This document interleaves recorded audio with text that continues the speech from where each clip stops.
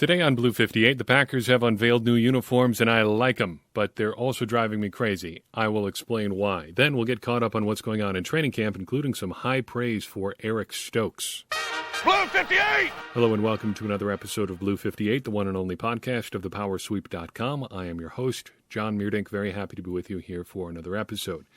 The Packers' long-awaited throwback uniforms have been unveiled. Going with a 1950s look, and boy, there is a lot of green. But that's what Mark Murphy hinted at a long, long time ago. These uniforms were supposed to come out originally last year, but that was bumped back for reasons that were never really fully explained. Probably the pandemic had something to do with it. But I like the look. Green uniforms, green jerseys, green pants, yellow numbers, yellow stripe down the side. I've had a complicated day with these uniforms, though. And if you've ever wondered what it's like to hear me go slowly insane, this episode might give you a glimpse into what that's like. So I like uniforms a lot. It's part of the brand of this show. It's part of who I am as a sports fan. One of the formative moments of my relationship with sports involved a jersey. When I was going to get started playing sports for the first time, it was youth soccer. Back in the Say-So soccer days in Sheboygan County, Wisconsin, Sheboygan Area Youth Soccer League, Soccer Association, Organization, SAYSO. Yeah, that's it. Anyway, was super excited to get involved because I wanted one of those shirts with a number on it, like the Packers wore on TV. It wasn't the same sport, same kind of deal, though. I wanted one of those. And the Saturday of our first game, I got one. It was teal. It had the Say-So logo on the upper left chest, and it had a number on the back, number 4. Still remember it because it was so exciting. And that started a basically lifelong fascination.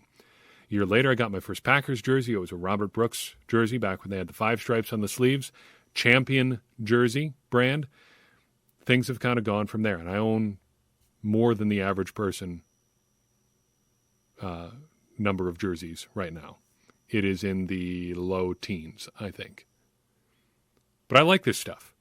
And I like it when the Packers do something new with their uniforms. And we've been pretty lucky in the lifetime of the Power Sweep and Blue 58 as far as this stuff goes, because they've actually had 3 different new uniforms in the life of this project. They had the Color Rush uniforms, which are still technically part of the rotation. They had the throwbacks that they wore for a couple years that were replicas of basically of what they wore in the early 90s for the NFL's 75th anniversary. And now they've gotten these. And again, I like these a lot. So this morning, after the unveiling went down, when Tex Western, the editor at acmepackingcompany.com, asked me to write a little thing about the jersey unveiling, I was very excited to do so. Of course I will. Been waiting for this for a long time. Very excited. I've liked the jerseys. This is good fun. So I wrote up a little bit of something about it, examined all the pictures, things like that. And just as I was about to hit publish, I noticed something. The Packers uniforms have no TV numbers. TV numbers are those numbers, the smaller ones that are on your shoulders. They were added in college football and professional football in the late 50s as this game was starting to become a TV product so that people at home, broadcasters, photographers could more easily identify players because with more numbers on their jerseys, you have a better chance of figuring out who it is that you're looking at, either on a low-resolution TV screen or from far away or in a picture. It's just easier. So that became the general practice there. But these numbers, these jerseys, do not, and there's a couple reasons for that. First, they're from an era before TV numbers were a thing. These come from the early 1950s. There were no TV numbers back then, so the Packers obviously did not include those. But Nike also, who owns the NFL's jersey rights, also has been pushing teams at the college and professional level away from using TV numbers at all. In fact, 4 recent teams have unveiled regular uniforms without TV numbers at all. The Rams, the Patriots, the Bengals, and one more. Who am I forgetting? Not important. We'll move on. Anyway, there's a 4th team out there who does not have TV numbers on a recent jersey. It doesn't really matter. This is something that Nike has been doing more and more often at the pro and college level. So it could be that. It could be just that they're going for historical accuracy. So normally you would say that you would notice that and just move on. And that is what I planned to do. But shortly after the article was published at acmepackingcompany.com, I noticed something. The Good Morning Football Twitter account had retweeted a picture from Pete Schrager holding up a jersey on the set of Good Morning Football this morning. And that jersey looked a little bit different because that jersey was a David Bakhtiari number 69 jersey with TV numbers.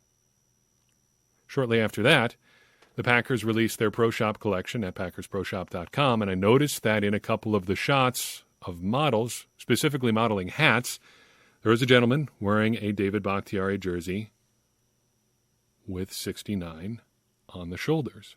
But wait, the jerseys you can actually buy at packersproshop.com do not have TV numbers on the shoulders. And all of the numbers, or all of the jerseys, again, that the Packers have published pictures of, players actually wearing them, the video of the Packers actually wearing them, do not have TV numbers on them. A little while later, Aaron Nagler of Cheesehead TV posts a picture that he got, of a jersey that he got from the Packers Pro Shop, customized for him on release day, and it has TV numbers. Then this afternoon, late this evening, in fact, James Jones, former Packers player, posted a picture of himself holding up a jersey with TV numbers on. This is the condensed version, but this has been driving me crazy all day. What is going on? What is going on? Why do the Packers have multiple versions of this jersey floating around? And why can't you actually buy one that looks like this? I've seen pictures from the Packers Pro Shop, the actual store today. These are not what the jerseys look like on the racks. These are not what the jerseys look like on the display. They look like the ones that are in the unveiling.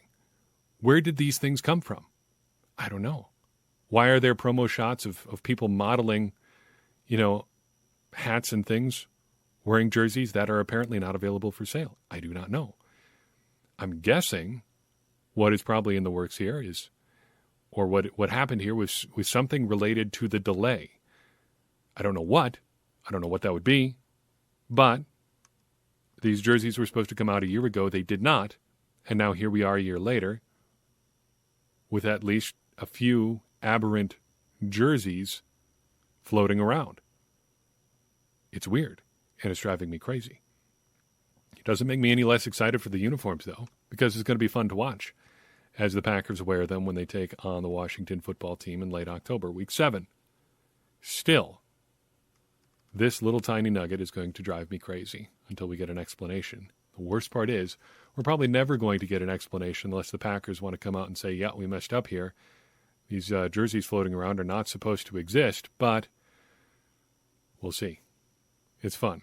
And it's good to remember that fun things, even the weird things, are a big part of following this game. And the league, really, because if you've noticed anything about the NFL, it is that they tend to get weird almost as often as not. Let's catch up on what's going on in training camp. First and foremost, Royce Newman is going to be starting with the Packers offensive line this year. A mid-round pick this year, fourth-round pick, I believe, off the top of my head. That seems right.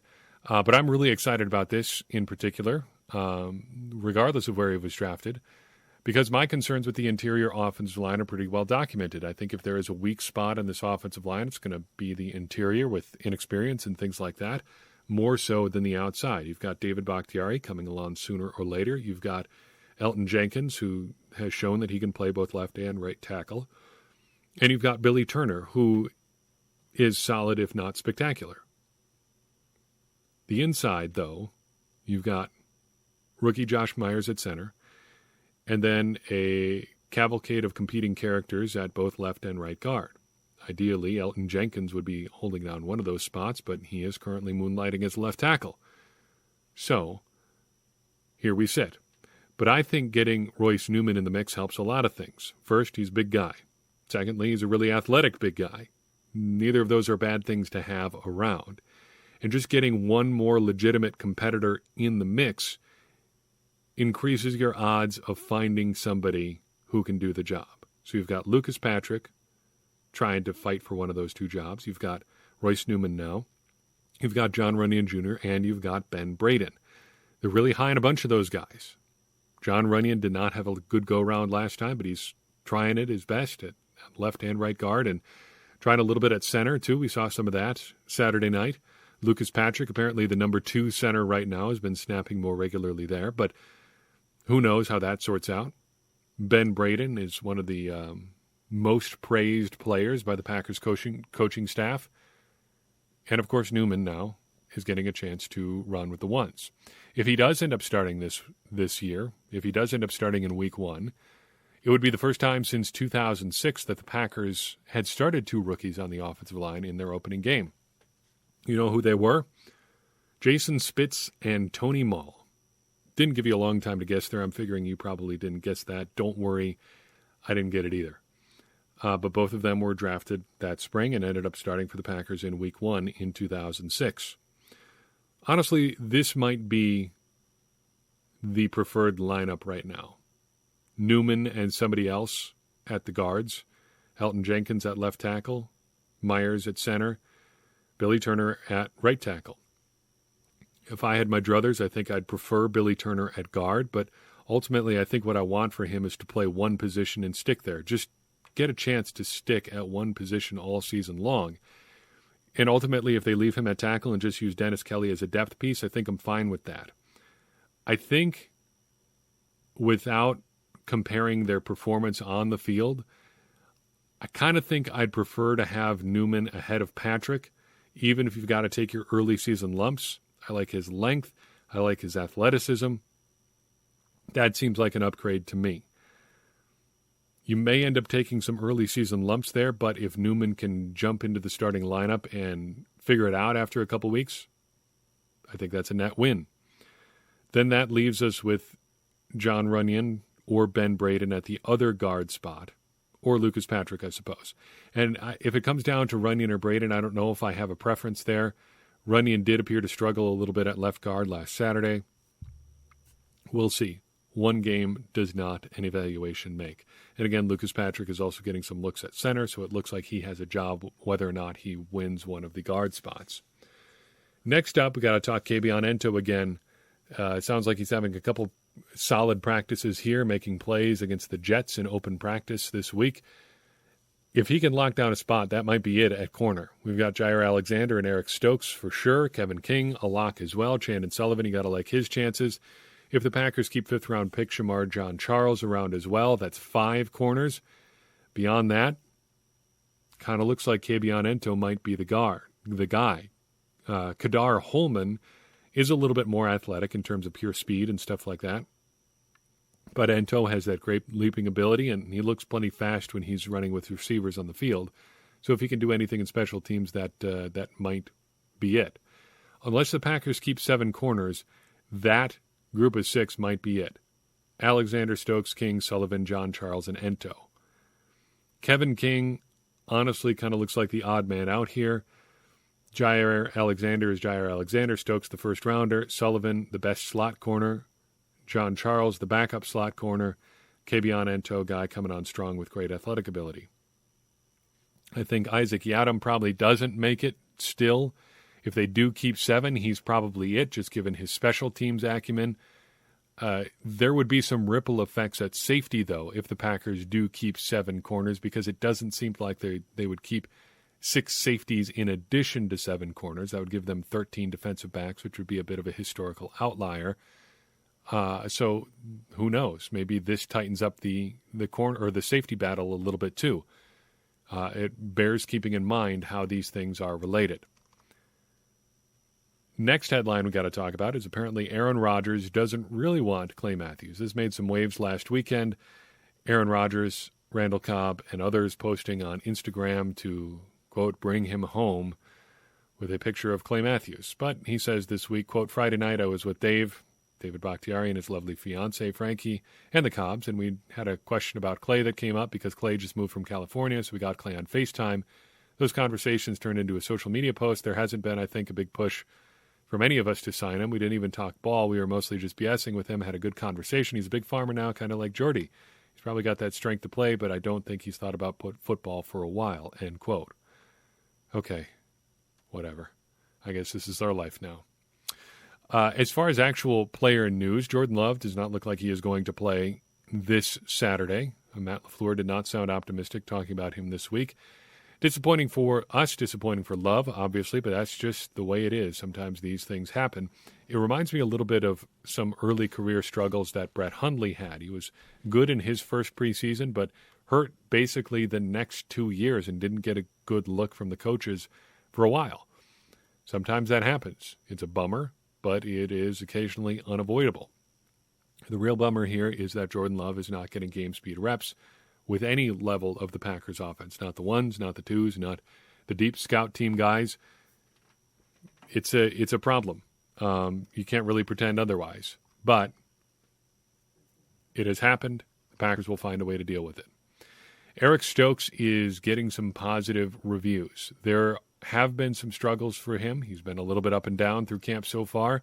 But Davante Adams had some really nice things to say about him today. The quote is, quote, "He's the closest thing to Jair as far as mentality and the ability from what I've seen so far. That kid is fast as heck. He can beat and get beat and recover kind of like how Sam Shields used to do. I like what I see from him. He can really go." What else do you want? It's not perfect from Stokes so far this year, but if he's getting it done enough to get positive feedback from Davante Adams, that's good enough for me. Aaron Rodgers has said that he's going out of his way to test Stokes so far. Again, that's exactly what you want to see. Throw him in the fire, get him reps, put him up against the toughest competition you absolutely can. Pretty good stuff there with Adams and Rodgers. Let him grow. And if he's growing enough to earn that kind of mention from Davante Adams, I think that is worth passing along. Finally, a good question from Discord user Old Packers Fan regarding filling out the roster after final cuts. Our buddy Old Packers Fan writes, "A question I'd love to hear your thoughts on relates to which roster positions will be filled out by players not in the building. I think punter, long snapper, edge rusher number 4, and the 4th defensive lineman spot are all positions the Packers could fill after the cut down to 53. Some recent Gutekunst pickups at cutdown or late in camp may provide perspective. What are your thoughts?" This is a great question and something we should all keep in mind. This is something Brian Gutekunst loves to do. Waiver wire shopping is definitely a thing here, especially since they're going to have to be putting a couple guys on physically unable to perform list, on a suspension list in the case of Jay Sternberger, if he ends up even making the roster, which he probably will, given that he's got that 2-week reprieve where they can make the decision later.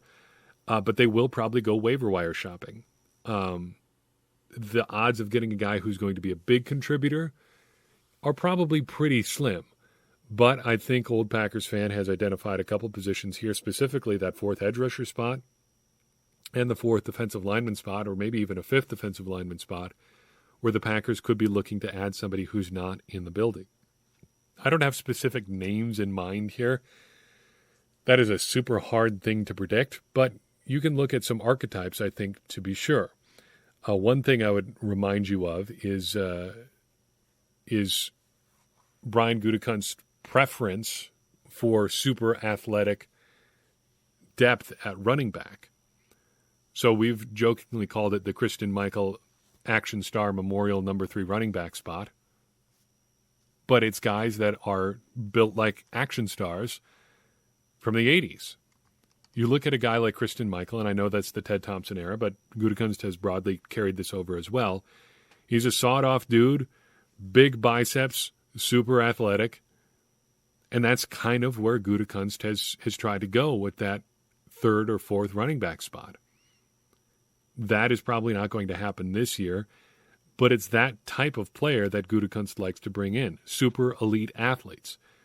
So if he's going to bring somebody in, I would look for a super traitsy, to bring that word back from pre-draft stuff, edge rusher or defensive lineman.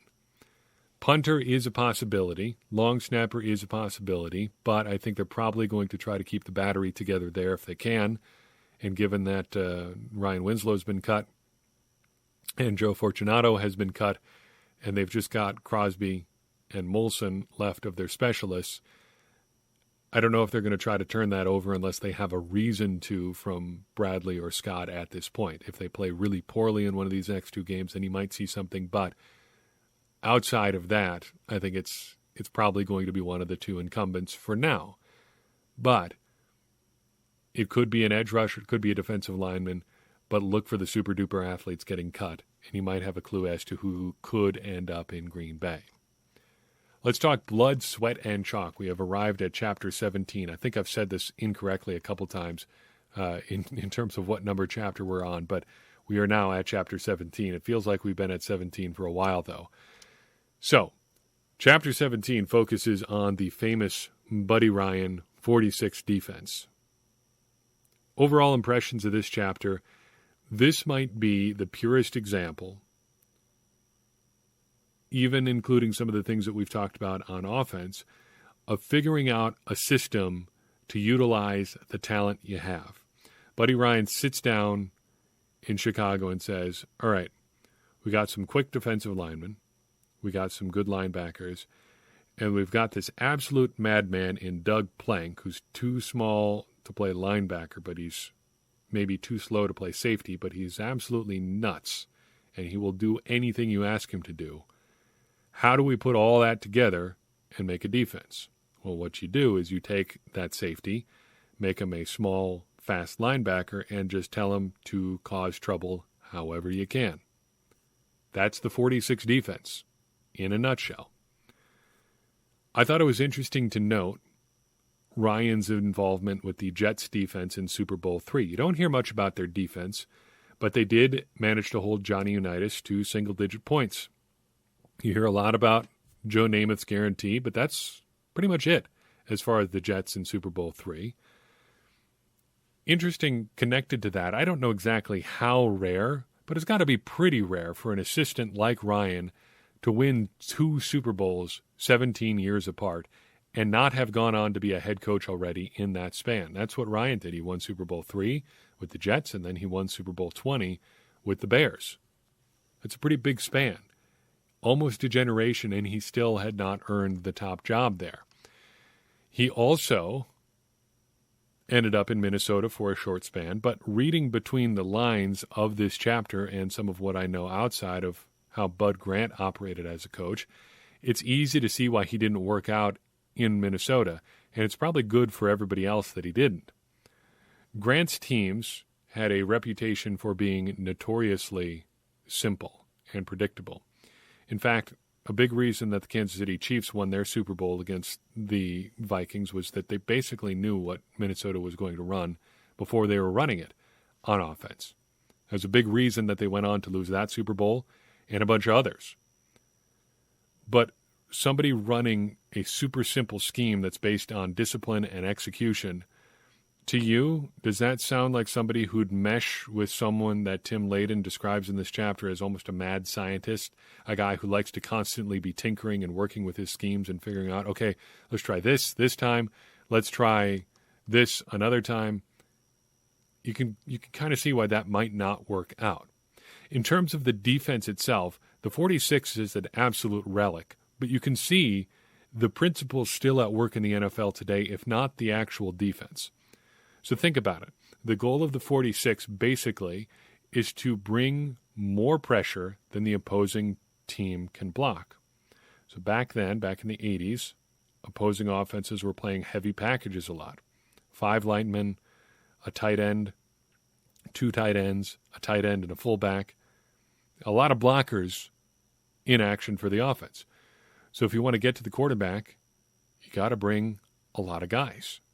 And having 8 men in the box with your 4 defensive linemen, your 3 linebackers, and Doug Plank gives you 8 guys from which to choose. Today, though, teams are spreading it out. So defenses have to go light in response. You can't run that 8-man box anymore. But you can still run a 6-man front and bring enough guys to get home. Think about it. If you've got your 5 offensive linemen, 4 receivers on the field, suddenly, if there's a running back staying into block, you're at slightly less than even numbers if you bring 5. And if you bring 6, you're right there at even, with still enough guys to cover 4 receivers man-to-man with the safety over top.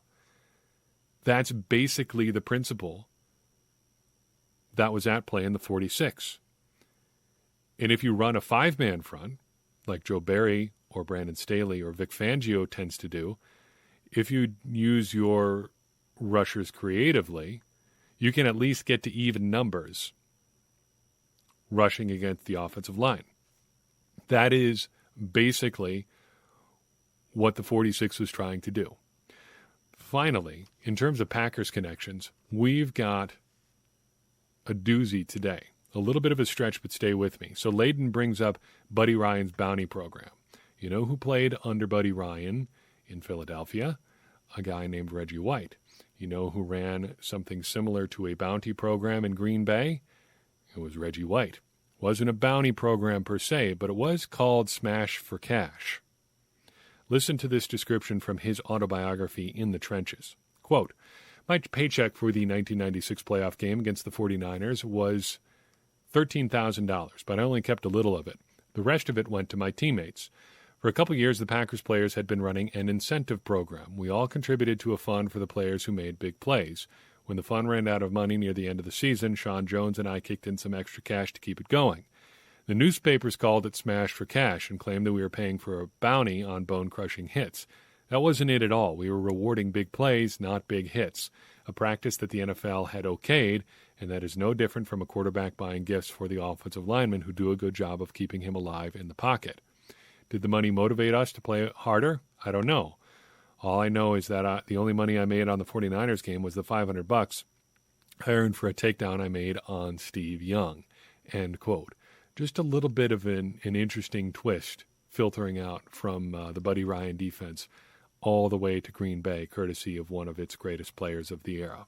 That's all I've got for you in this episode. Appreciate you listening in. If you enjoyed this talk, if you enjoyed my slow descent into madness, talking about TV numbers on the Packers' new throwback uniforms, and you think somebody else might enjoy that as well, it'd mean a lot to me if you would share this episode with that somebody. That is going to grow this podcast. It's going to grow this conversation we're having together about the Packers. And it's ultimately going to help all of us, me included, become smarter Packers fans. Working together, that's the way we're going to get there. And becoming smarter is a great thing because, as I always say, smarter Packers fans are better Packers fans, and better Packers fans are what we all want to be. I'm your host, John Meerdink. We'll see you next time on Blue 58.